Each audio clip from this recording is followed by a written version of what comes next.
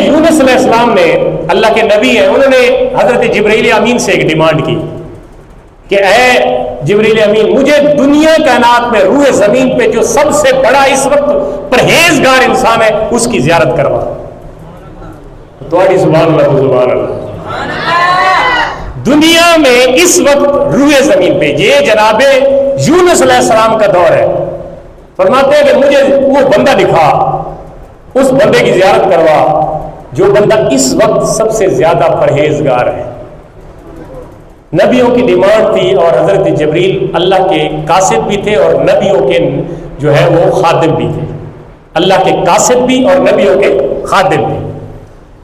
تو حضرت جبریل امین نے کہا، اور چلتے ہیں میں آپ کو دکھاتا ہوں. حضرت جبریل امین نے جناب یونس علیہ السلام کو ایک بندے کی جا کے ملاقات کروائی.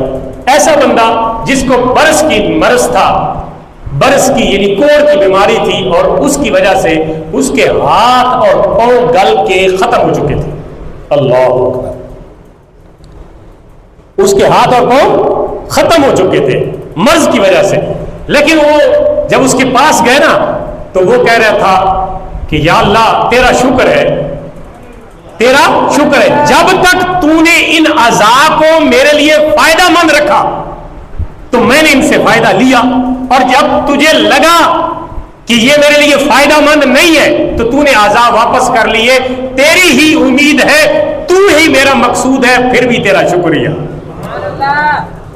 پھر بھی تیرا. ذرا سنے غور سے، دل سنبھال کے. سانو تے کنڈا پوڑے تے پتہ نہیں کیڑیاں کیڑیاں شکوے شکایتاں زبان تے آ گئیاں ہیں.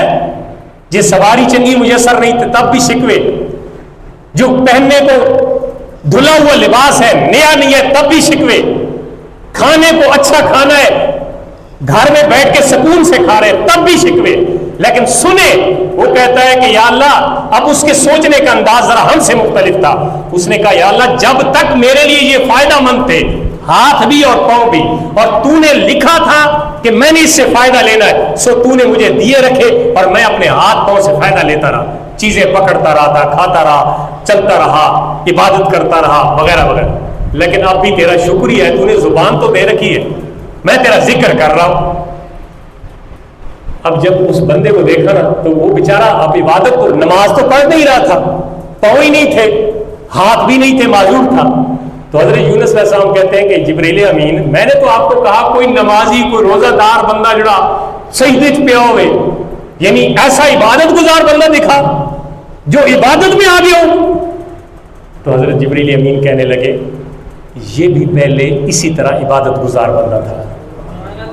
ابھی سنے میں آگے آپ کو ایک اور بات بتاتا ہوں. کہتے ہیں حضرت جبریل کہتے ہیں کہ ابھی اللہ کا مجھے حکم آیا ہے کہ اس کی آنکھیں بھی ختم کر دو، اس کی آنکھیں بھی واپس لے دو. جناب جبرائیل امین نے اپنے پر کے ذریعے اللہ کے حکم کے ذریعے اس کی آنکھیں اچک لی، نور ختم ہو گیا، جو نظر آ رہا تھا وہ بھی ختم ہو گیا. اب اسی لمحے وہی بندہ عبادت گزار کہتا ہے یا اللہ تیرا شکر ہے، جب تک تو نے مجھے دیکھنا نصیب رکھا میرے لیے فائدہ مند تھا، تو مجھے دکھاتا رہا، اب تو میری نظر ہی لے گیا تو یہ تیرا کرم ہے کہ تو نے میری زبان تو سلامت رکھی ہے. ابھی یہ باتیں کر رہا تھا تو حضرت جبریل امین انسانی شکل میں اس کے پاس بیٹھ گئے اور کہتے ہیں کہ بندہ خدا تو بہت معذور ہے، آنکھیں بھی نہیں ہیں، ہاتھ پاؤں بھی نہیں ہے، اور اللہ اللہ کر رہے ہیں، تو کیوں نہ ہم مل کے دعا کریں اللہ سے، تو اور میں مل کے دعا کریں اللہ تیرے اعضاء تجھے واپس دے دے. سبحان اللہ. مل کے دعا کرتے ہیں اللہ تیرے اعضاء تجھے واپس کر دے، ہاتھ بھی دے دے، پاؤں بھی دے دے، آنکھیں بھی واپس کر دے. اس نے کہا نہیں کرتے ہم دعا. تو حضرت جبریل کہنے لگے آخر کیوں، دعا کرنے میں کیا حرج ہے، اللہ سے ہی تو مانگ رہے ہیں، دعا کرنے میں کیا حرج ہے. تو کسی نے کہا نا جے سونا میرے دکھ وچ راضی سکھ نو چلے پاوا.